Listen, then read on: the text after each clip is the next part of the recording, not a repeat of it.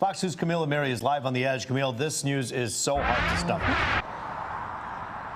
Yeah, this is a crazy, disturbing story, and he was with friends. They saw this rat's foot as well. They took a picture of it. They even took it to the doctor to have him look at it, and believe it or not, he says he still has the rat's foot in a freezer because it's evidence in this case, and I want to warn you that when you see this image, it's going to be disturbing. I took a bite and I just felt something stab the inside of my cheek. Felt like a needle. It was supposed to be a fun night with friends at his favorite restaurant, Olive Garden. But it turned into a nightmare when Thomas Howie started eating his minestrone soup. I lunged and choked myself almost. So when I hacked it up, realized into the napkin it was a rat's foot, a quite graphic photograph of it. Part of the lawsuit Howie's attorney filed against Olive Garden on Friday. Well, how did it get there? How did it happen that a claw of a rat was served in food and lacerated the inside of Mr. Howie's cheek? We think that the claw just kind of hooked in. Because I remember when I felt like I was going to swallow, it was like something was pulling. It happened in March at the Olive Garden on Van Dyke in Warren.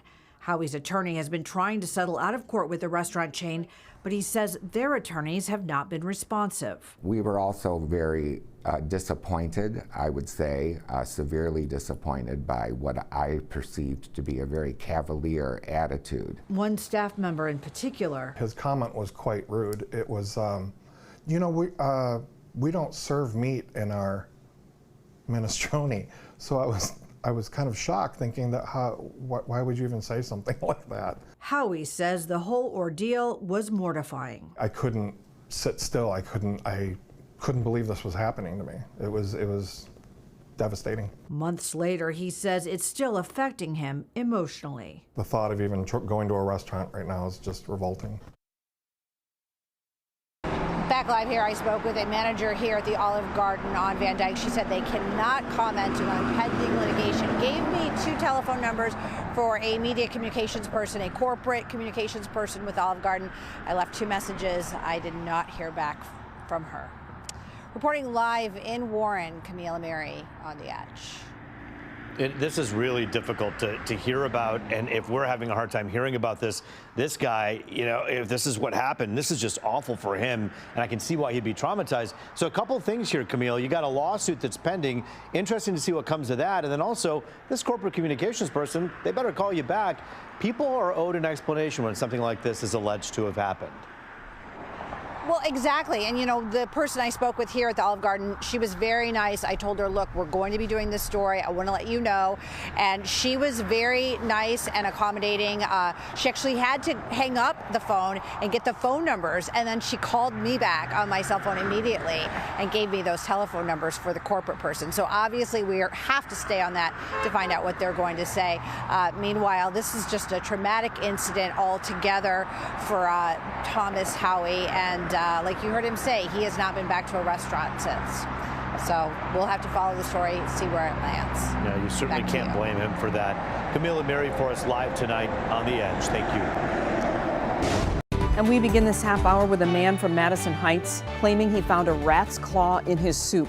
Thank you for staying with us today. At 5, I'm Glenda Lewis. And I'm Brian Abel. That man is now filing a big lawsuit against Olive Garden.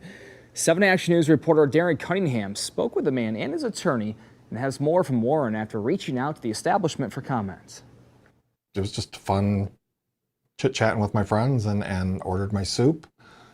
Got my soup, started eating, and yeah, proceeded to take a downward spiral from there. Thomas Howie said he discovered this while eating at Olive Garden in Warren on Van Dyke back in March. Found a rat's foot in my soup. Minestrone soup. I felt something stab me in my cheek, and I thought it was a needle, or, you know, your first reaction is like something sharp. So I was thinking needle, and I almost choked on it. He said it hooked in his cheek. After spitting it out, Howie says he called over management. One was very nice and cooperative. The other one made a joke, actually, a very rude joke. He actually said, you know, that's awfully funny. We don't serve meat in our minestrone. But Howie says he felt it was no laughing matter, and he called police to the establishment after he says no one from the restaurant offered any assistance. His next stop, an urgent care. Got a tetanus shot. I think he did some blood work. Gave me an antibiotic mouth rinse. Before filing this lawsuit requesting more than $25,000 in damages, his attorney, Daniel Gwynn, says he and his client made multiple attempts for weeks to try to resolve the issue with Olive Garden. Something reasonable and fair to compensate him for the injury that he suffered, both physically and mentally. And we were unable to come to any type of agreement with Olive Garden. I reached out to Darden Restaurants, the parent company of Olive Garden. The representative tells me these claims have no validity. In fact, an Olive Garden spokesperson sent me this concise statement saying, quote, "We have no reason to believe there is any validity to this claim." It's just disturbing to me because I know what happened. Referring to this document, Gwynn says he contacted the Macomb County Health Department, which then made contact with the restaurant, which then contacted their supplier, saying they don't have a vermin issue. From here, Gwynn says he's confident in the judicial system to prove his case. In Warren, Darren Cunningham, 7 Action News. Thank you, Darren. I mean, All right. moving on. Have a sip of water. Let's go. Oakland County man is suing an Olive Garden in Warren after he says he bit into a rat's foot while eating his soup. You don't hear that every day. Now, according to the lawsuit, it all happened in March. Gino Vici joins us tonight from outside that Olive Garden on Van Dyke with more. According to this lawsuit, Thomas Howie alleges he scooped a spoonful of minestrone soup into his mouth and then bit into a rat's foot. The images I'm about to show you are pretty disturbing. In fact, they're actually pretty disgusting. However, the restaurant says they're not buying it. It's devastated me a lot since to even think of going out somewhere to eat. Thomas Howie says he can't even think about eating at his once favorite restaurant, the Olive Garden. I felt something stab me in the mouth, and I wasn't sure. I first thought was a needle. Howie says he was eating minestrone soup at the location on Van Dyke back in March. He says he bit into something sharp, and according to a lawsuit he just filed, it was a rat's foot in his soup. He says once he realized what it was, he threw up at his booth. Regurgitated and leaned over to the side and down the wall. Threw up? Yeah.